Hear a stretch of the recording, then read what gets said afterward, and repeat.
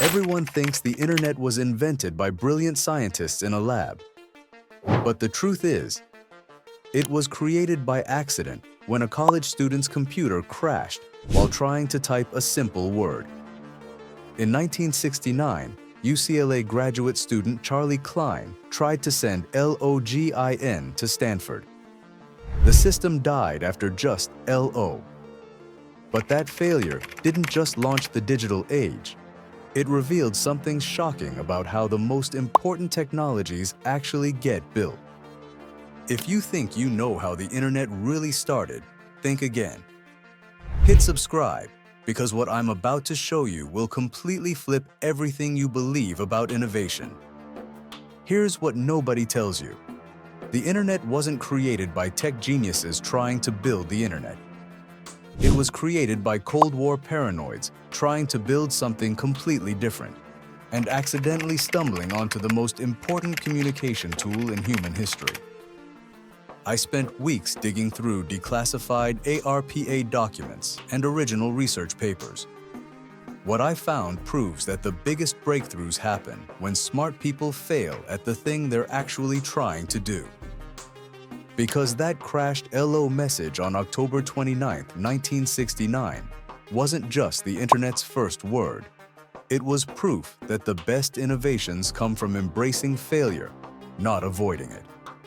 But here's the most mind-blowing part that will change how you see every app on your phone.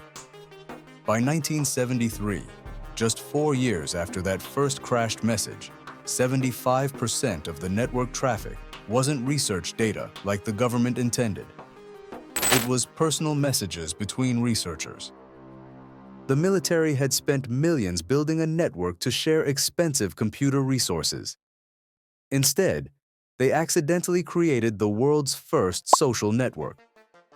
Think about that. Facebook, Instagram, TikTok, they're all just descendants of researchers in 1971 using a military network to chat about their lunch plans and share jokes. Ray Tomlinson sent the first email in 1971 and chose the @ symbol because it was the only character on the keyboard that couldn't be confused with someone's name. That @ symbol you use dozens of times every day. It exists because one programmer made a split-second decision 50 years ago. The suits in Washington were furious. They'd funded a serious academic project and instead got, well, they got the foundation for every social media platform that would ever exist. But that's not even the craziest part. Because what happened next proves that the most revolutionary technologies succeed for reasons their creators never intended. The Cold War origin story. Picture this. It's 1969. The Cold War is at its peak. 12 years earlier, the Soviet Union shocked America by launching Sputnik, proving they were ahead in the space race.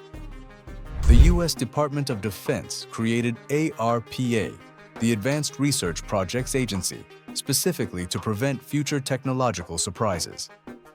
Their mission was simple: fund crazy research that could give America a strategic advantage. Joseph Licklider at ARPA had a vision he called man-computer symbiosis. But there was a massive problem. Computers in 1969 cost millions of dollars each. Universities couldn't afford their own supercomputers. Licklider's solution was radical. What if computers could share resources across long distances? What if a researcher in California could use a computer in Massachusetts without traveling there?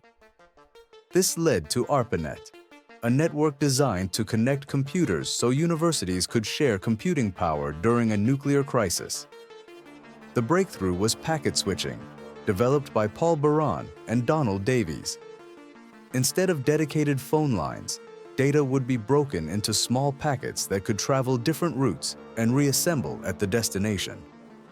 American Telephone and Telegraph, AT&T, thought this was insane. Their engineers insisted you needed dedicated circuits for reliable communication. They refused to help. But Lawrence Roberts at ARPA saw the potential. He gave a contract to BBN Technologies to build interface message processors, the packet switching computers that would make the network possible. Now here's where it gets incredible. Because what happened on October 29, 1969, wasn't just a technical test.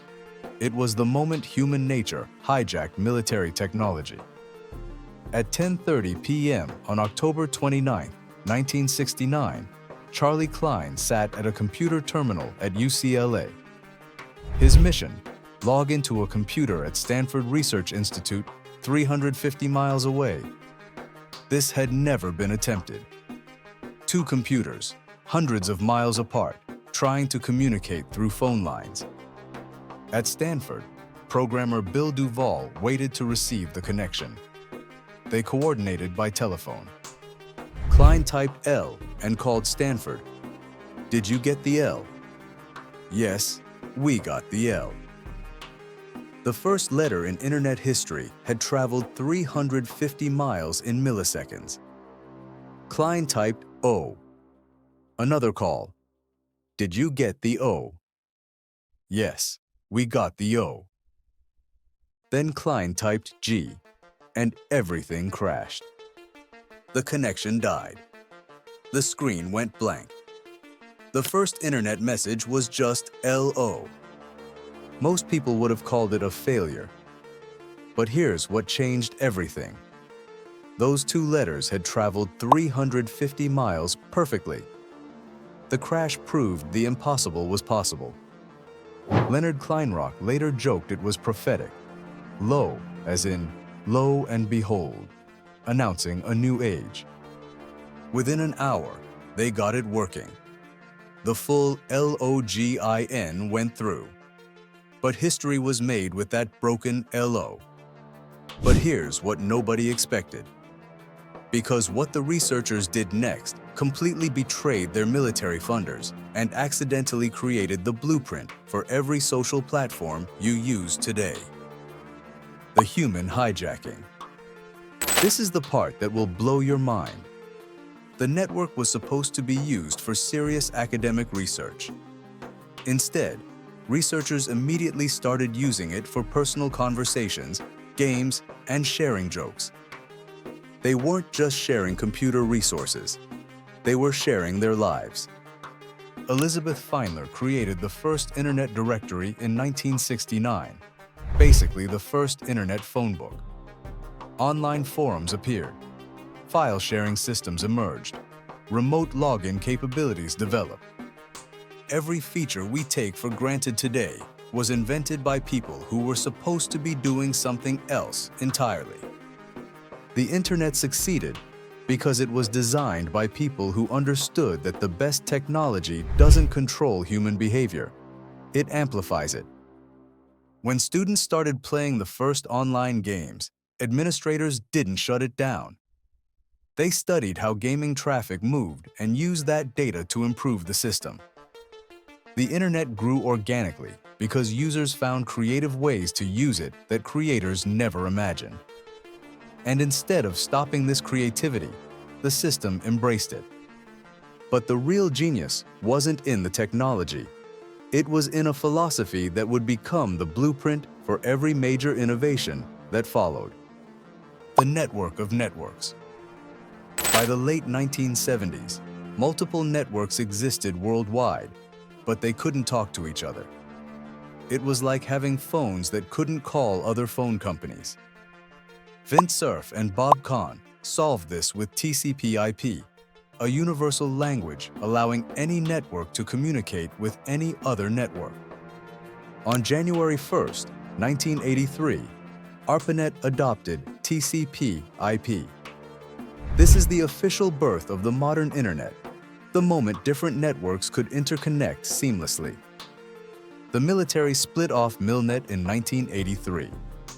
The domain name system launched the same year. NSFNet expanded access to more universities. Then, in 1989, Tim Berners-Lee created the World Wide Web at CERN, hypertext links that made the Internet user-friendly for non-scientists. The 1993 Mosaic browser sparked the Internet boom. By 1995, the internet was commercialized. Amazon, eBay, and Google were born. Today, over 5 billion people use the internet. It carries more data in 1 second than the entire original ARPANET carried in its first year. Here's the most incredible part. The internet succeeded because it was designed to handle failure. When Klein's message crashed, the system didn't break permanently. Packet switching meant data could find alternative routes. The network was resilient by design. This philosophy, rough consensus and running code, became the blueprint for every major tech innovation. Ship-working prototypes improved based on real-world use. Silicon Valley's fail-fast mentality started with that crashed LO message. The internet didn't change the world because it was perfect. It changed the world because it was designed to be imperfect, adaptable, and human. So the next time your internet glitches, remember, you're experiencing the descendant of that first crashed message from 1969. That LO wasn't a failure. It was the first word of a new language connecting humanity in ways we're still discovering. The internet succeeded because smart people failed at what they were trying to build and accidentally created something better.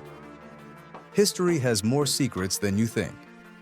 Hit subscribe to join our expedition into the past, because the next story I'm uncovering will show you how another accident created the technology in your pocket right now. What forgotten moment should we explore next? Leave your suggestions below.